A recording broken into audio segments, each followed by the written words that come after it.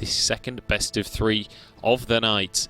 And we'll see whether Ball Control can keep his flawless record going. Because right now, if Ball Control can win this game, he's just about qualified for playoffs. Pretty much.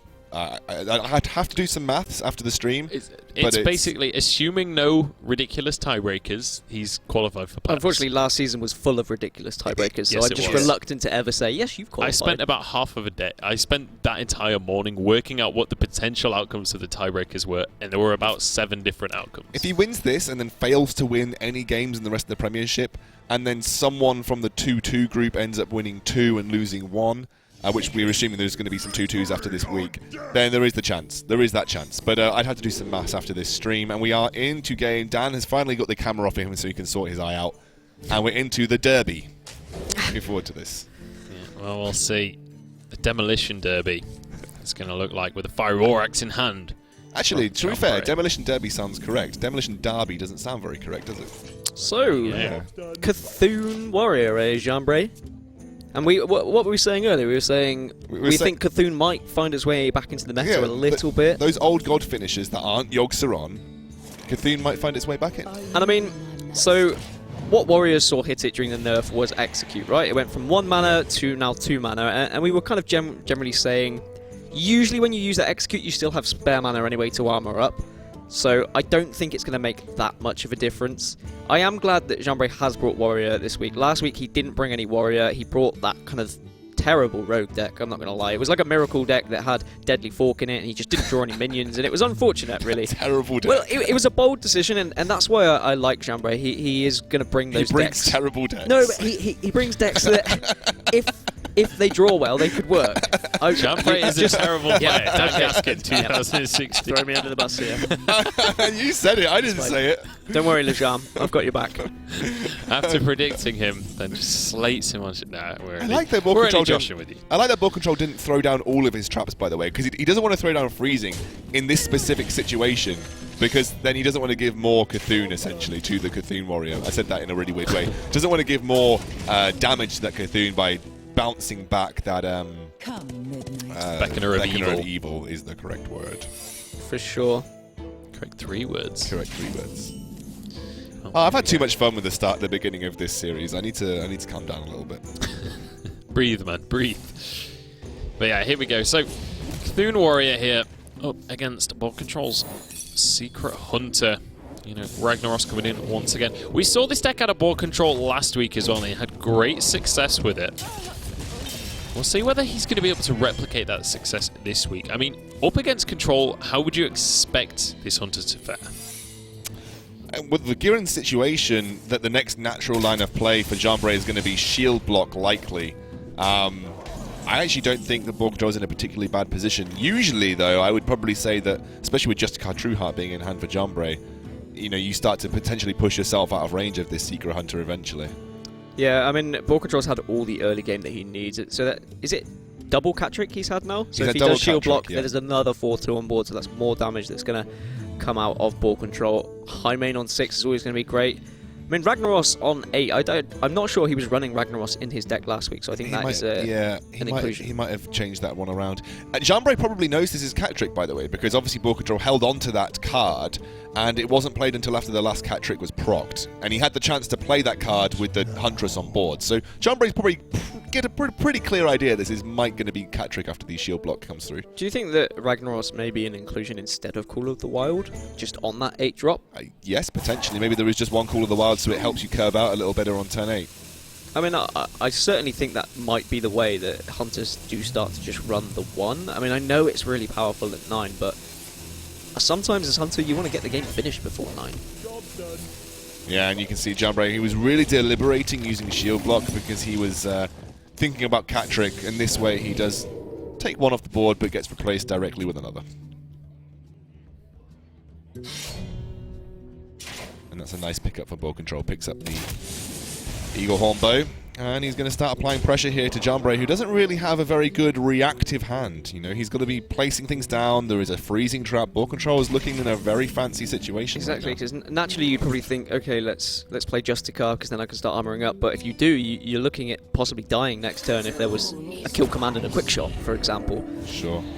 And still, if there were 2 kill commands in the hand now of Ball Control, that's a lot of damage. Not quite lethal though. I think you just ignore Cthulhu's Chosen. He didn't want the Beacon and Evil to go back because it was quite easy to replay in a turn that Warrior doesn't really have much else to play. That would have been turn 4.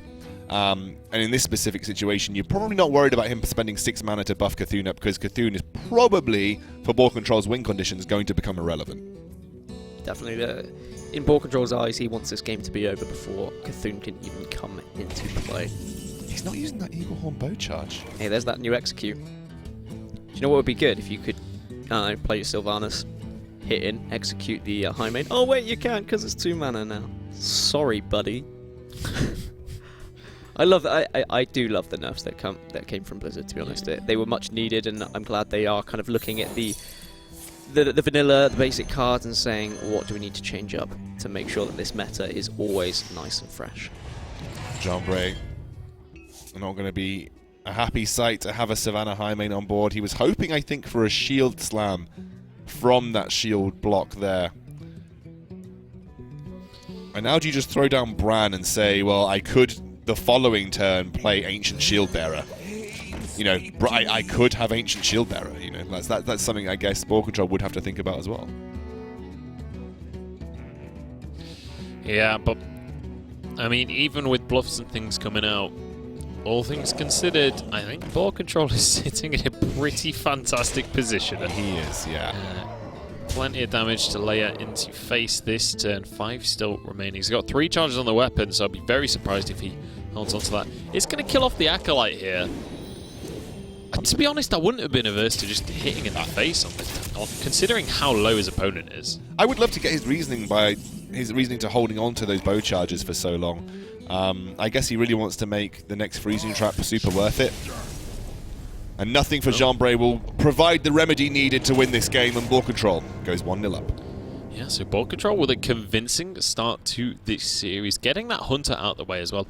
And this is something we've already we've already seen in this series, was the Hunter with Call of the Wild on turn 9 sometimes can be a little bit more difficult to finish off those games, but Ball Control really not struggling in that one. And Jambre, once again, it feels like every game we watch of Jambre, he really struggles to draw the right cards. It never feels like he's got a good hand to play. Yeah, stuff like Disciple of Cthulhu would have helped in that matchup. Just that early minion that can kind of deal with any like little threats from the Hunter, but unfortunately he just didn't draw any of them. Having Cthulhu's Chosen as well on turn 4 would have been great. So, yeah, very difficult. And this is something that actually a chap called Swifty said to me. A lot of people will know Swifty from the UK Hearthstone scene.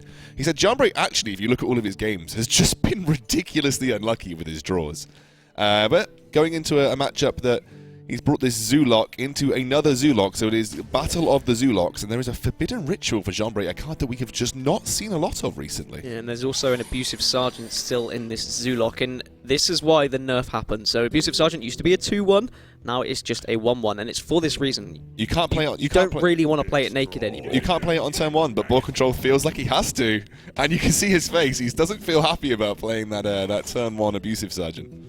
It's just because it doesn't trade up anymore. You can't trade it up into a Flame Imp. You can't trade it up into a coin 2-drop like Knife Juggler. It just doesn't have that trade potential, which is, I think, kind of warranted. It gives 2 attack to another minion. You know, it's definitely a powerful card, and I think the nerfs to it make a lot of sense. Yeah, and I mean, it still works. You can still use, that's why he's still got it in this deck, right? Because that +2 damage from the Battle Cry is still very important for trading. It just doesn't have that early presence. It's not as crazy as it was, because let's be honest, Abusive Sergeant was included in most, if not all, aggressive decks. So I think that when that happens, when you start to get a basic card being included in everything, you do have to kind of make some sort of decision. And speaking of decisions, Ball Control now has to choose between one of these 1-drops, and for me, I personally just like the Voidwalker. I like the Voidwalker, unless Ball Control knows that he runs some sort of discard. And I haven't seen much indication. He did run Soulfire in his previous iteration of this deck. He goes for Young Priestess. Are we living in 2013? What year is this? What year is this? So because of... sorry to cut you off, Joe. Because of this... Joe, shut up, Joe. Because of this lack of presence from the Abusive Sergeant, it's just giving Jambre more presence now on his zoo. Hey, Joe, what were you going to say? What were you going to say, mate? No, it's fine. Okay, it's good. fine. I was just gonna say, you know, Young Priestess, if you get the right targets on the HP, it can be fantastic. But the biggest issue with it as a card is so often you can play it and it just always seems to get the wrong one. You end up losing out on trades because of it. But in a lot of scenarios, if you do manage to get those buffs, it can give you some seriously advantageous trades. Joe, that was incredibly insightful, and I thank you for your commentary. Knife Juggler Cheers, plus Abusive Sergeant is great. That's actually a marvellous top deck. Because he can trade in well to this Direwolf. He really wants to hit that Argent Square. I mean, that's the second best option, right? Getting face is the second best option Yeah. for Jambre here. But unfortunately, still not good enough. The Argent Squire survives. Here we go. Councilman available this turn, as well as a Young Priestess. Seems like the solid line of play. The only other line of play you feel kind of horrible playing Argus. Defender of Argus. Yeah. You get the Divine Shield value, and you can trade up into the Flame Imp or the Knife Juggler for free. Still doesn't feel great though. You know, you generally want to get the most value out of Defender possible, and Boar Control thinks this is probably the best line of action, especially if you land that Young Priestess onto your Darkshire Councilman. As I was saying before, Rip. almost never does. Here we go, the Defender of Argus available for Jambre. Oh, he does have another option. Gang Boss into Voidwalker. To be honest, looks pretty good because worst case scenario, you just block the trade out of Councilman, just delay him for a turn, basically. I was going to say, if you are going to go down that line of play, I'd probably trade first with the Juggler into the Argent Squire. Yeah. I don't. The problem with playing Argus is you generally want to hit the Councilman off right with the Knife Juggler, and then you can trade up with your Flame Imp. This just gives you a better line of options that could potentially play out in your favour. Never lucky, Baby Rage. Never lucky, Baby Rage. It's unfortunate, but it's Hearthstone.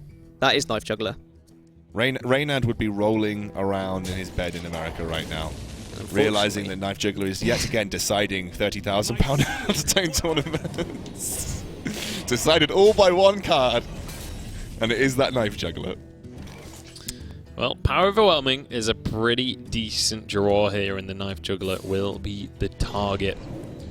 Will be warped beyond recognition, but it does mean they can trade a minion pretty nicely. So there's that. I bet it hits the minion now. Oh no, No, this time it goes that's face. fine. It still Good goes Knife face. Juggler. Yeah. I mean, let's count how much damage Knife Juggler has done to face. And that's 5 damage that Knife Juggler has done to face, I think, to Boar Control. Ugh. What you're saying is all of those Knife Juggles were spot on because it was preempting what was going to be coming up in the future. Exactly. Knife Juggler knew what was up. Just deciding Hearthstone ESL Premiership by himself. Knife Juggler, #1 team player. This is really awkward for Boar Control, and I mean, he might just have to play another kind of naked Abusive Sergeant. Instead, he is going to keep it in. I mean, on a turn 6 play, playing a 1-drop minion, that's pretty horrendous. Feels bad, man.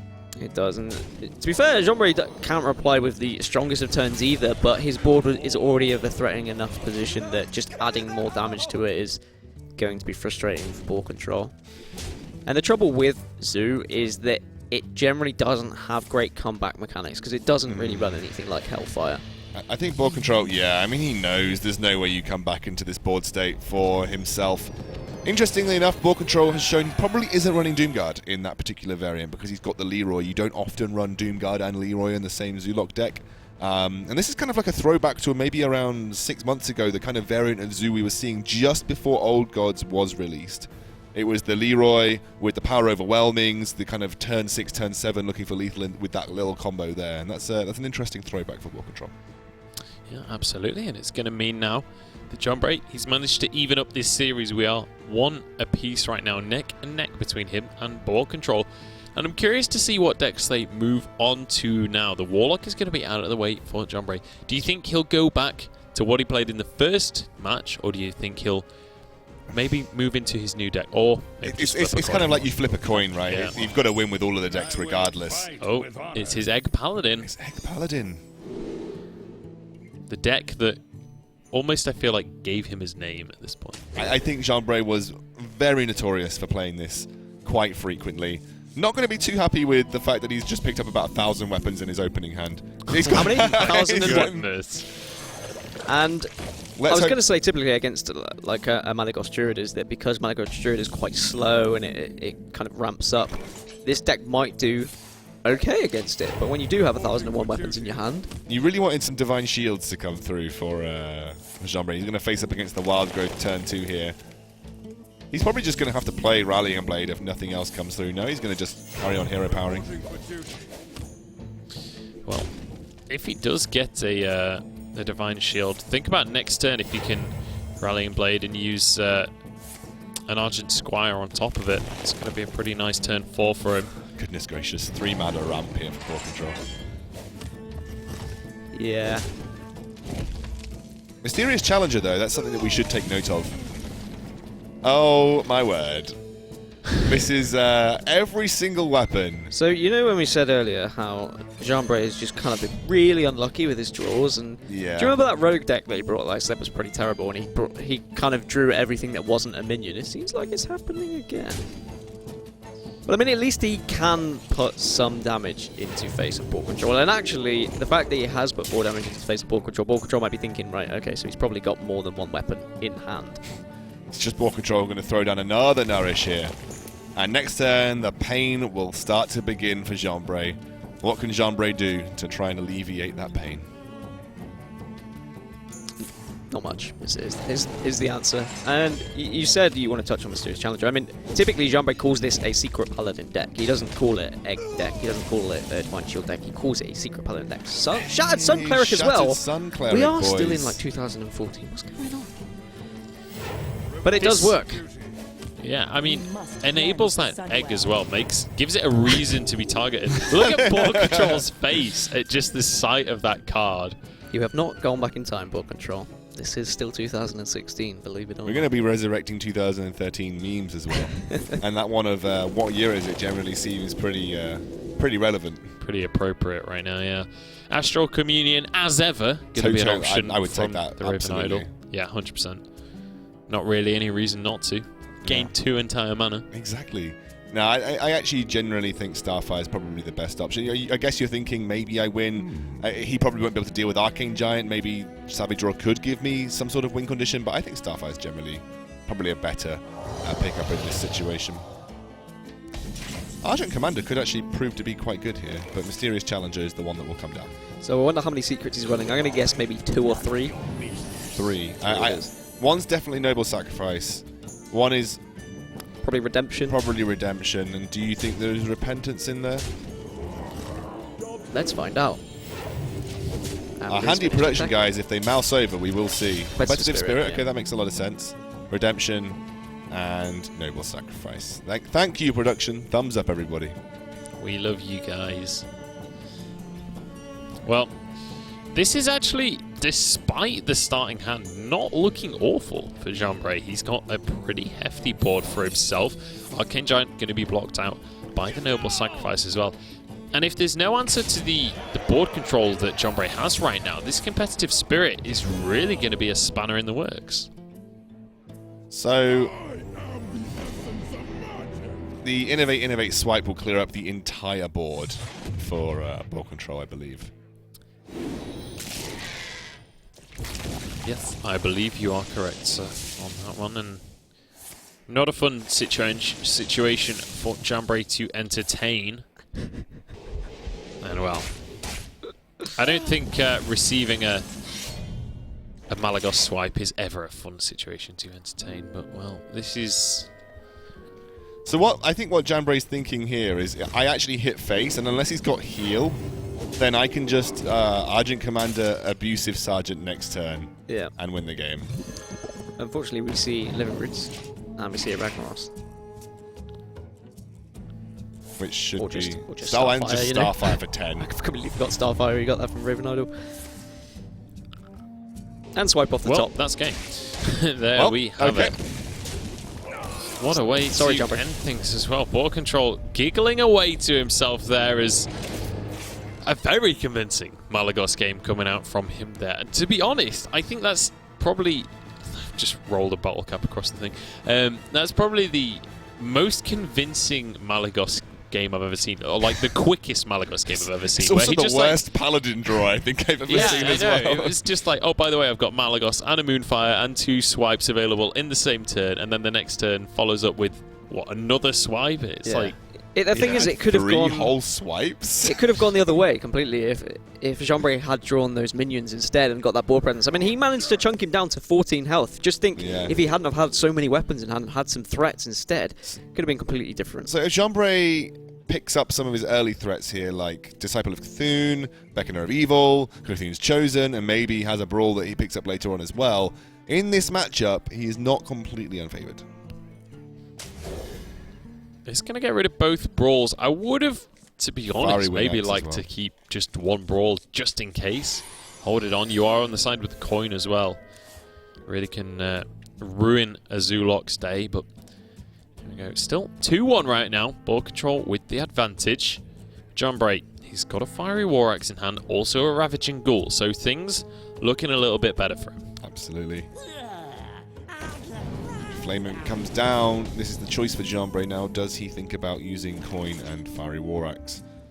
It's basically 6 damage if he doesn't, and 3 damage if he does, but he doesn't really have a follow-up play in hand. If he had a Beckoner of Evil in hand, he probably would be instantaneously coining out that Fiery War Axe. Chooses not to. So willing to take the damage for now. Has Twin Emperor in hand as well as a Doom Caller. So a couple of these later game cards that you don't really want to be seeing at this early stage. Speaking of another 7-drop coming through. He likes his weapons, He likes his weapons. That's what I was thinking. He loves his weapons. But he is getting rid of these things he doesn't want to be drawing, and he is getting closer to stuff like Brawls. Ball Control's hand doesn't look great either. Ball Control has found literally every 1-drop in his deck at this point. I think this is his deck in order of curve? To be honest, that sounds great in theory, but that would actually just be awful. I think you're right. He's going to actually just pass here. He will basically remain the board in the exact same state, but the Divine Shield and Death Rotters have gone, and he will be greeted by the sight of Defender of Argus. Well, not even going to be fortunate enough for his opponent to trade there. He's going to have to be the one doing the trading. Slam comes out, though. Well, I don't think Jambre is going to be expecting there to be 12 damage in the hand at Ball Control. I think that's a fair point. And that's why Ball Control didn't trade there. He kind of said, I've got so much damage here. Oh! I suddenly got excited and thought, I'm going to ignore what I was thinking there. I mean, would you consider going for the burst right now just to try and pressure your opponent? I suppose it's a little bit too risky considering you do have other minions to drop at this stage. As Beckoner of Evil, you can get instantaneous proc for next turn Coin Twin Emperor, which is a good couple of turns here for Jambre. Ball Control's 1 off lethal though, right? Is he 1 off lethal? He's got 3 with the Direwolf. Double Power Overwhelming gives him 8, which is 11, plus 4 from the Soulfire, which is 15. So he's 2 off lethal. 2 off lethal, yeah. So he's getting close, and if Ball Control can just keep a minion on board, he always has a chance. I mean, this hand is clunky for him, but it's also very threatening at the same time. He has to think, he's gonna get punished. But with his hand, this is the only thing he can do. Yep, and I think the Twin Emperor will come out and may just be the end of Ball Control in this game, to be honest. Especially with Shield Block, Shield Slam being in the hand. That's going to be the Triple Emperor. I mean, he couldn't actually kill Brown Bronzebeard anyway, right? So, when he could have done with Soulfire, but then you lose part of almost all of his win condition. Well, talk about drawing bad. Both players have had that bad draw coming through for them.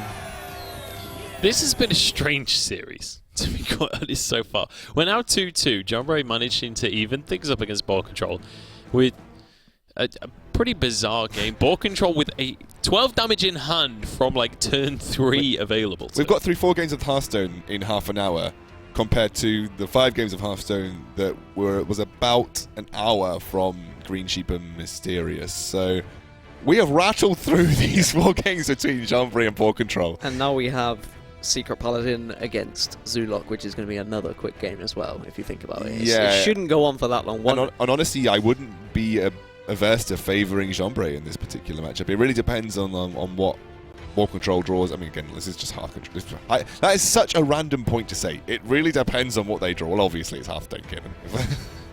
But I mean, you bring up a good point in that, like, we've seen both of these players are very capable of some pretty horrendous draws. So I think Jambre is going to be praying to his lucky stars at this stage that he doesn't have a similar hand to what he had last game.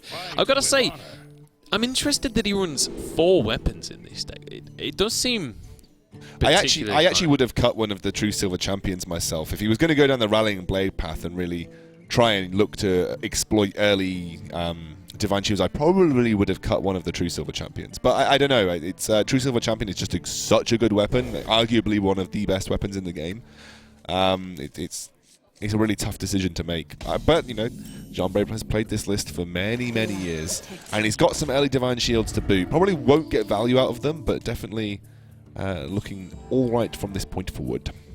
He is, and interesting he decided to keep both of those 3 drops there, considering he doesn't have a coin. His turn 2 is going to be fairly lackluster unless he draws something significant. Ball control may even consider coining out both Flame Imps here. Yeah, I would actually probably prefer to see a Flame Imp and a Possessed Villager, just because you can then use your Possessed Villager to trade into the Ardent Squire and you won't feel too bad about wasting both of those 3 damages to try and clear a 1-1 Divine Shield. Because you know that Jambre is just going to go face.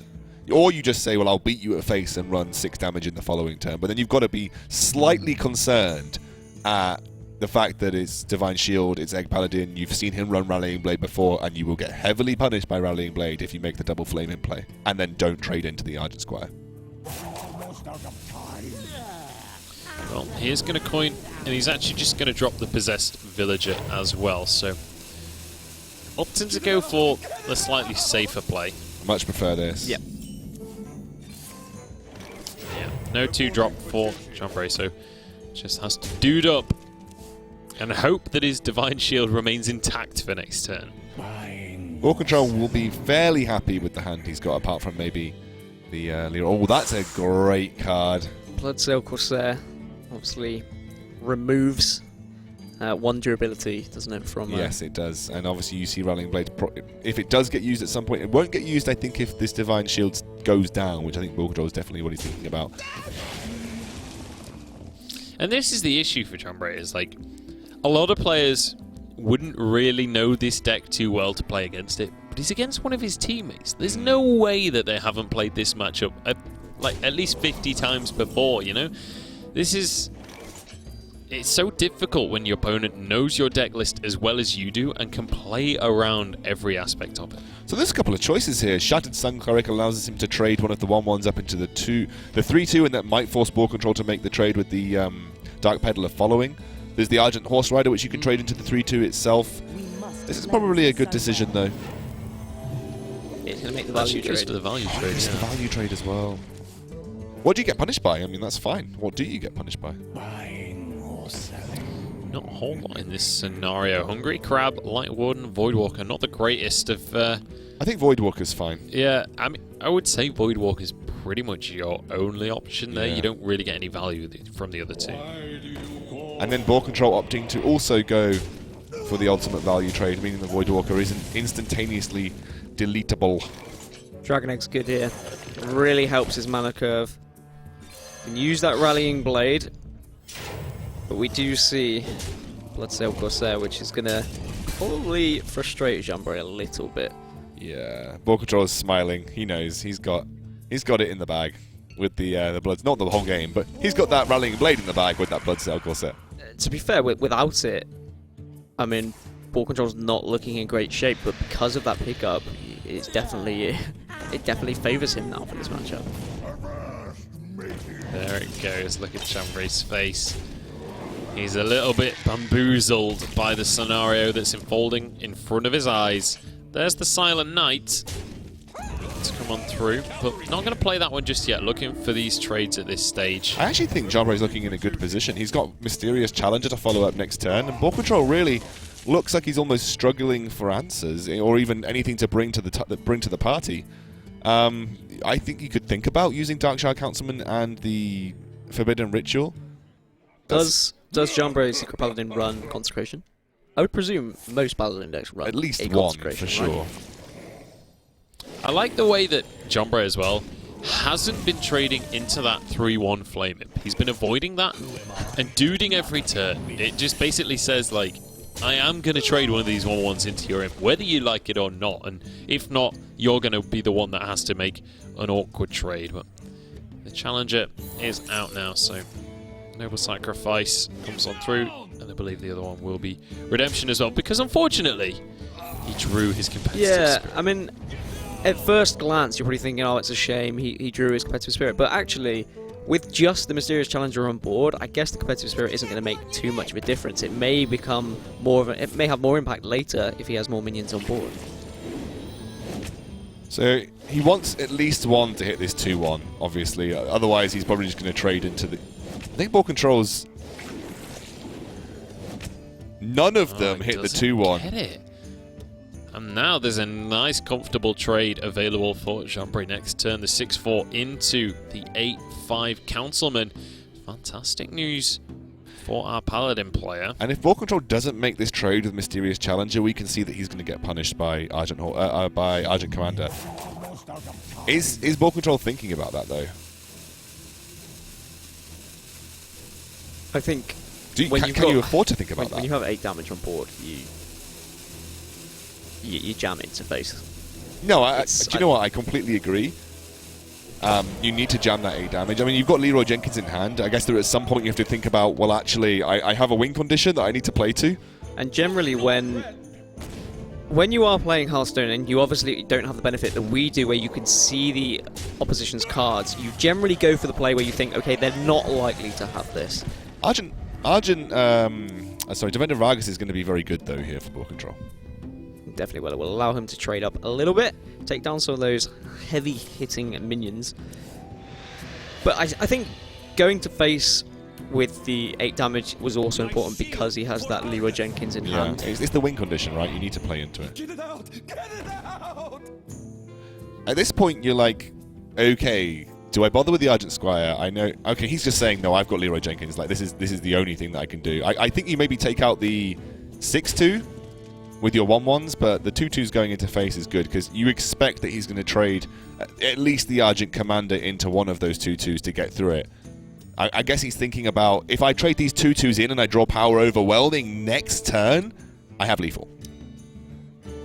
Yep, and he's going to be pretty unhappy if a Consecration does come out from Exactly. I guess, do you worry about Consecration? I think you always do worry about it, but at the end of the day, you don't really have time to be playing around it. It is a race with these decks. Mysterious Challenger isn't going to draw any secrets because all of the secrets have already and how been many played. Noble Sacrifices does he run? I mean, maybe he runs more. He won't run any more competitive spirits. I don't think he'll run another Redemption. But Noble Sacrifice, I don't know. Maybe. I would think, by the way he didn't play it, that would tell me that he's not running any more secrets in this deck. And now those very, very uncomfortable trades come on through from Jambre, but very little options in terms of that. He's got lethal with an abusive sergeant off the top as well. That is going to be lethal. Leroy Jenkins is going to charge on through into face. The competitive spirit will not save you. And that is going to be the series going the way of Boar Control in a very, very quick series as well. 3-2 in the end. It was a close series, but not a very long one.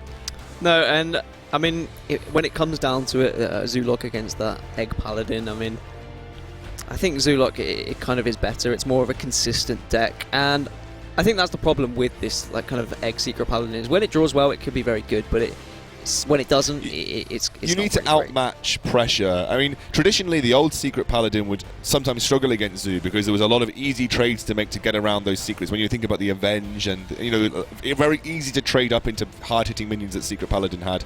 With the Egg Paladin, however,